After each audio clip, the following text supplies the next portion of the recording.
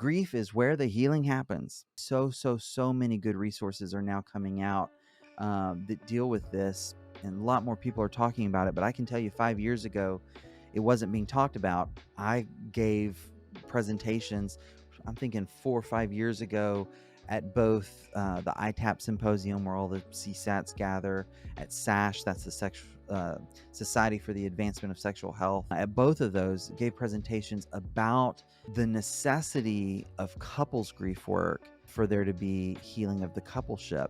At the time, not a lot of people were talking about this. Now, a lot more people are. Our APSATS community who do a lot of this work. I'll shout out to Coach Galen.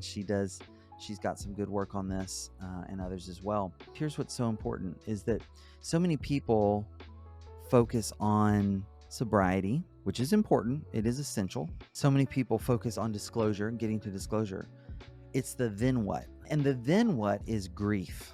In the multidimensional partner trauma model of APSATS, there are 3 phases of healing, and this is originally based off of work by someone named Judith Herman, who a forerunner in understanding psychological trauma and the therapy that's needed around it. Phase 1 is safety and stability. There's got to be that safety and stability, and disclosure is a big part of that. If I don't know what's happened, my brain is going to continue the search for what happened because it's an issue of safety. If I can't piece together my past, I can't anticipate threat in the future. My brain says that's not safe, that's not okay. Therefore, but what happened, but where, but what? Do I have all the data? On and on, right? So disclosure is necessary for that. After I have all the data, now though, I've got to go into, what does this mean? Now I know what the data is.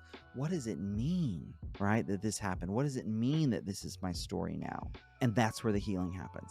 Grief is hard, painful, but grief is where in my own mind, I reorganize sort of my default reality, my assumptive world, my understanding of what this world is and who I am and how I fit in it and who you are and how we fit together in this world. Once I have made that meaning, once I have a coherent story of what's happened, now I can move into the future with a little more confidence and certainty.